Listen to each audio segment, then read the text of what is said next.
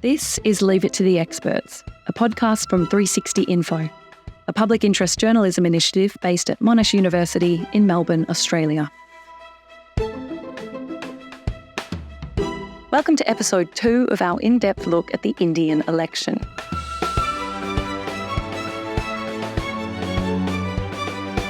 From the lands of the Kulin Nation, my name is Emma Hoy. This time we'll be examining how religion is being used to sway the votes of India's citizens, and why some fear a victory for Narendra Modi could mark a troubling new chapter for the nation's religious minorities and the end of India's status as a secular state.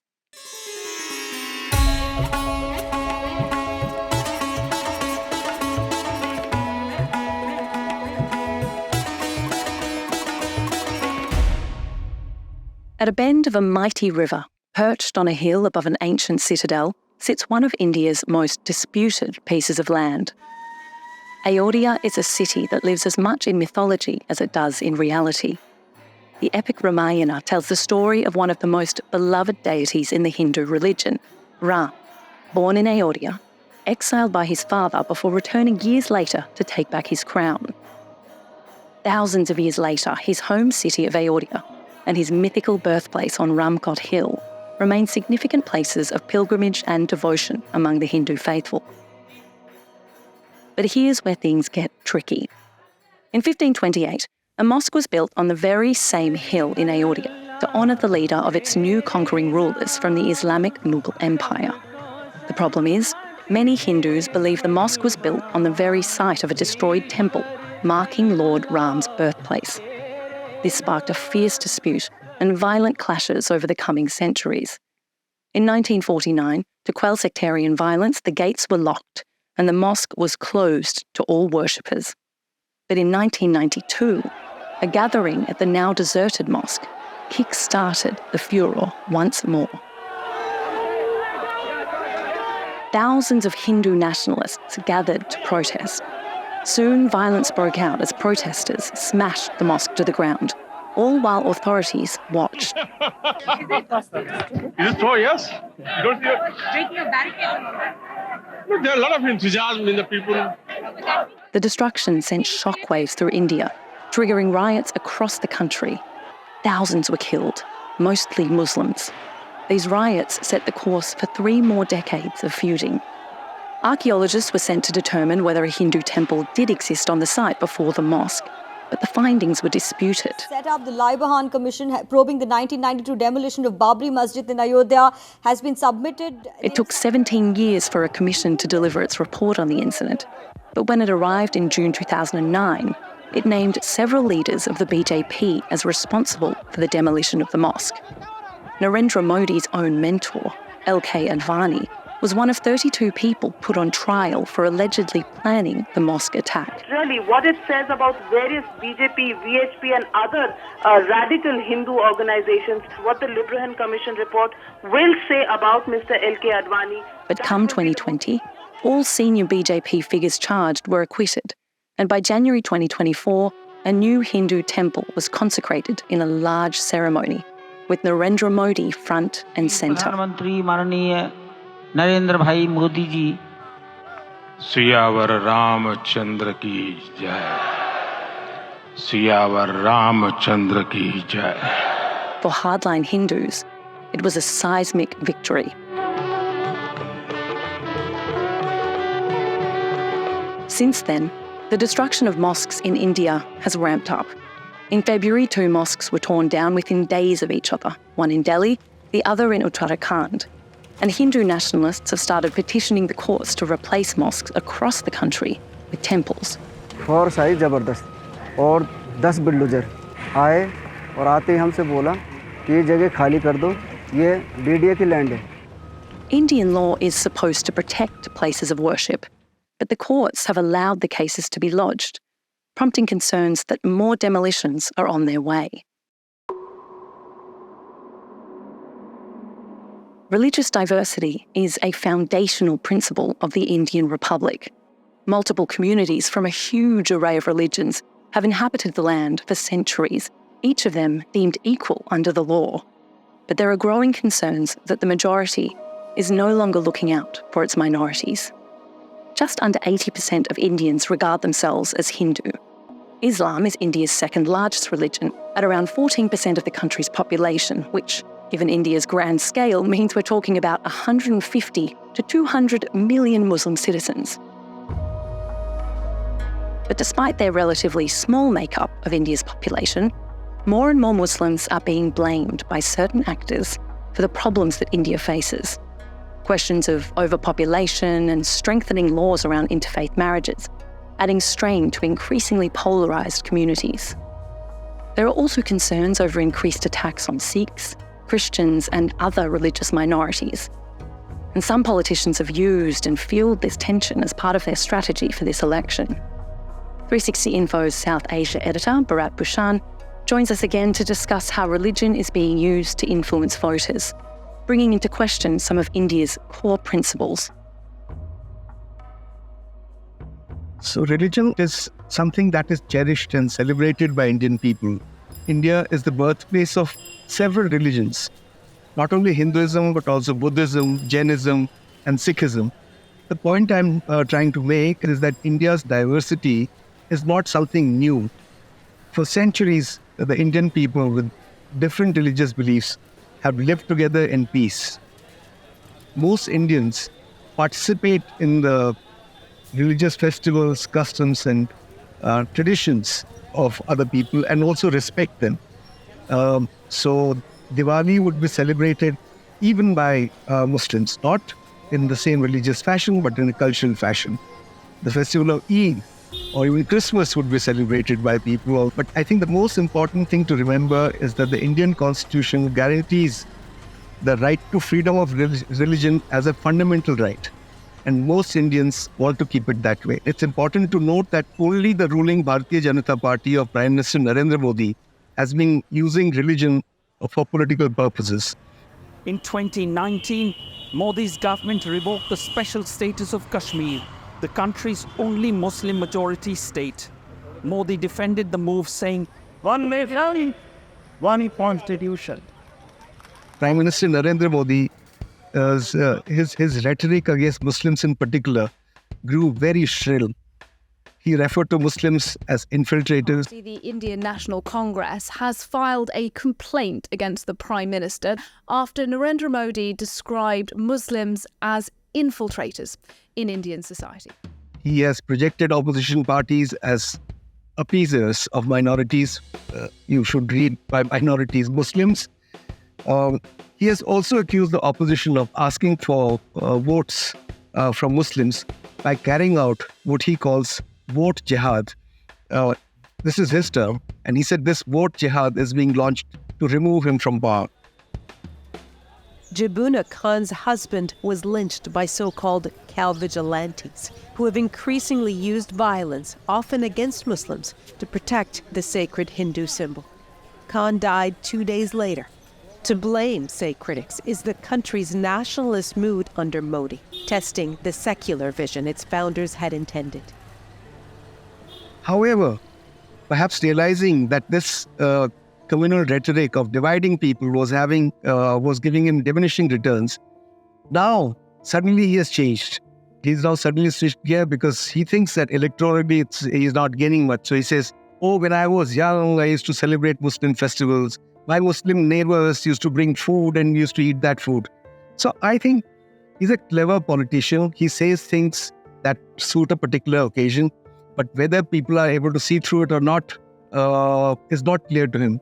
I think sectarian politics does work.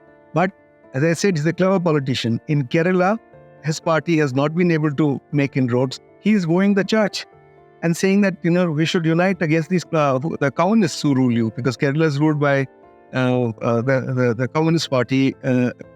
Sectarian politics is deeply embedded in BJP's ideology. Modi has used religion consciously as a political tool. He brought in the Citizenship Amendment Act, which kept Muslim migrants out, divided the only Muslim majority state of India, Jammu and Kashmir, into 2 union territories. Then they built detention camps in Assam for 2 million migrants from Bangladesh, and one doesn't even know, they've not been able to identify who is a Bengali who's Indian and who's a Bengali Muslim who's from Bangladesh. So a lot of people who for centuries have lived in India have been in detention camps, including some people who have served in the Indian Army and retired from the Indian Army are now being told you're Bangladeshi Muslim and illegal. There is a widespread belief that Modi's party, if it gets 2/3 majority in this election, will change the Indian constitution. They would make India a Hindu Rashtra or Hindu nation. The big question this time, could the BJP and its allies secure enough seats for them to be able to make changes in the constitution? A fear that many believe go against the very concept the country was created upon. So a change in the constitution, a second republic, but a Hindu one if you like, is what India and Indians fear the most. These are aberrations in Indian politics, and they can be dealt with a lot of social effort and time, and they can be rolled back. But the only way India's secular ideal can be crushed is by changing the constitution completely.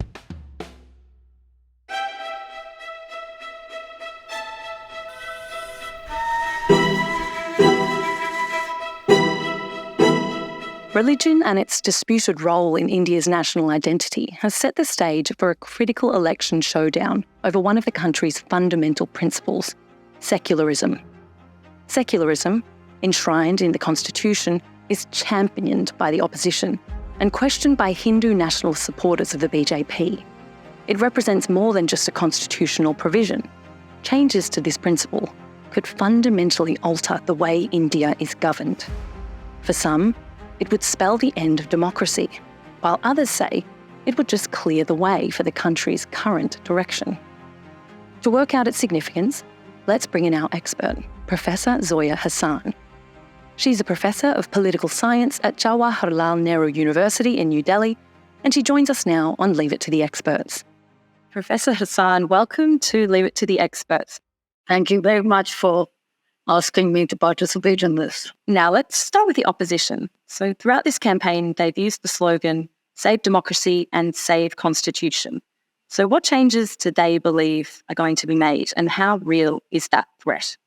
Well, the threat comes from the statements that have been made by senior leaders of the Bharatiya Janata Party. At least 4 of them said that we want to get 400 seats out of 543 so that we can make changes to the constitution. So this is not something which is just in the air. I mean, the issue really is whether they will make constitutional amendments or they're really going to change the constitution wholesale. I think this whole 400 par, which means give us more than 400, has proved to be counterproductive. I think the opposition was able to make the point that they want to change the constitution to undermine democracy, and above all, it will affect reservations for scheduled castes and scheduled tribes. And this argument seems to have reached the people, particularly scheduled castes, who obviously for them the constitution is a pillar of strength. All their rights, including reservations in government jobs and education, come from the constitution. So they have a really genuine concern about this matter. You've just mentioned that you believe that BJP's public statements aiming for 400 seats have been counterproductive, in your opinion. Why do you think that is?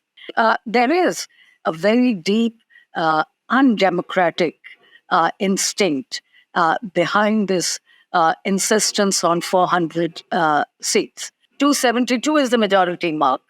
And for them to ask for 400 seats. And also, I think what I find rather amusing and interesting is that how does a party predict the exact number of seats? I think they want to basically assert their supremacy, establish a complete one-party dominance. One might even say they're not averse to the idea of a one-party state. I mean, the cornerstone of the whole opposition campaign is save the constitution and save democracy. And this has to be seen in the context of this 400 par, or more than 400. Now, earlier you'd referenced some quotes made by some senior BJP officials about changing the constitution. So a lot of that has to relate to India's status as a sort of secular nation. How much would you say religion is being used as sort of a carrot, and a stick in this election? So we've got kind of enticement and then sort of more forceful threats. Increasing use of religion and the growing importance of religion is a worldwide phenomenon. But what we are witnessing in India is an increasing use of religion driven by a political agenda, and the ruling party is using the majoritarian card, or if you will, the Hindu first card, to counter their non-performance and their failures to address livelihood issue. The biggest issue in India today is unemployment. The one issue that is on the top of their mind, not to the same extent in South India, is unemployment. It is not Ayodhya. So for the ruling party, religion, Ayodhya, that they have built a grand Ram temple in Ayodhya, is a big issue. But when you ask people, what is the most important issue? They say unemployment. And if you were to press them, what about Ayodhya? Then they might comment on that. But on their own, the first issue is unemployment. But the second point that is important is that it's not just religion. It's actually religion as communal hate, religion as hate speech. That is a problem, even though there is a very clear model code of conduct of the Election Commission, which prohibits the use of religion or religious appeals in campaign. I guess what we're seeing is part of this larger trend, this shift that sort of move India away from its traditional secular model. You know, this idea of Indian secularism, how important do you think that's been in India's story so far? And why is it something worth defending, even if the vast majority of the population is not impacted? Yes, indeed, this marks a major shift in Indian politics with all the weaknesses of Indian secularism. Still, I think the separation of religion and politics was there, and especially in the first few decades. Of course, Jawaharlal Nehru was the greatest proponent of secular India and democracy and the establishment of democracy. These are his two great legacies. Sadly, both seem to be under threat, but nothing more than secularism. But that said, I think I wouldn't say that all is lost, because most people, I think this time matters have gone so far, and the Prime Minister has taken lead in bringing religion into politics, and the kinds of statements that he has made in the last 3 or 4 weeks is very unfortunate. But I see what is extremely important, there is a great deal of concern and criticism about the way this election has turned towards religion and towards communal hate. And yet, by and large, Muslims have responded with a great deal of dignity. They're simply focused on livelihood issues, on development, and so on. It is actually members of the majority community who have raised concerns that this is just not right.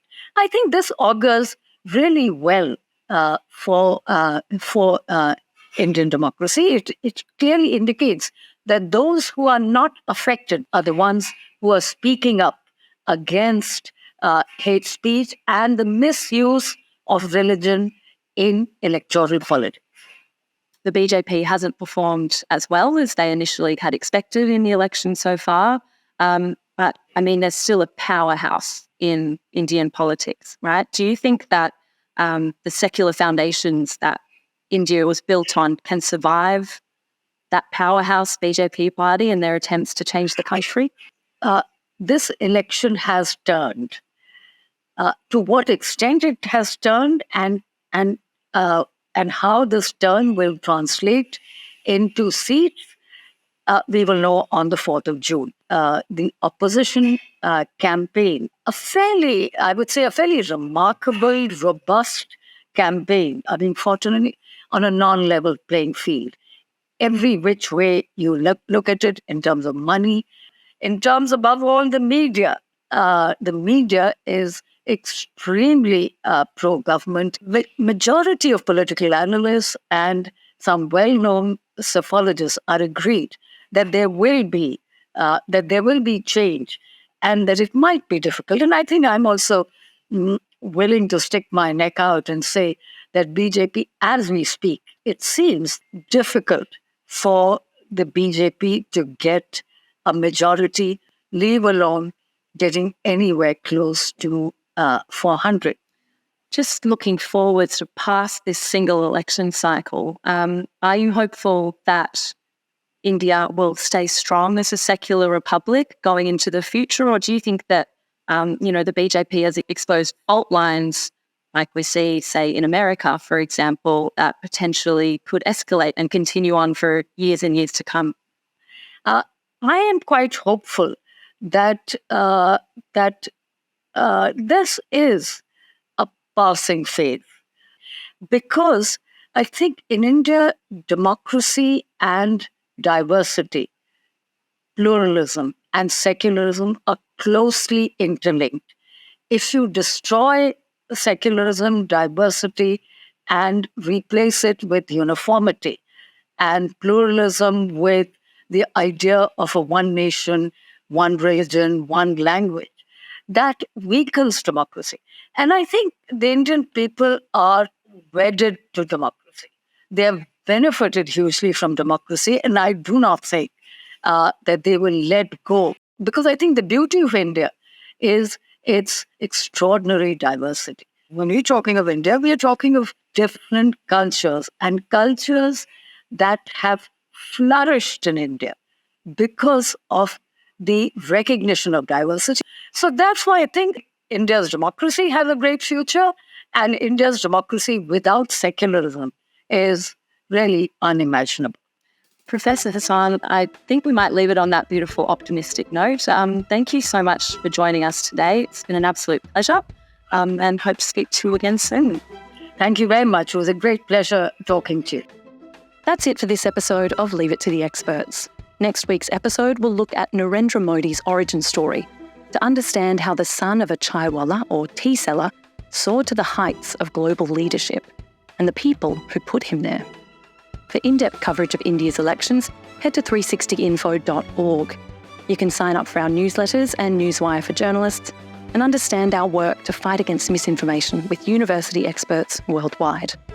I'm your host, Emma Hoy. See you next time on Leave It to the Experts.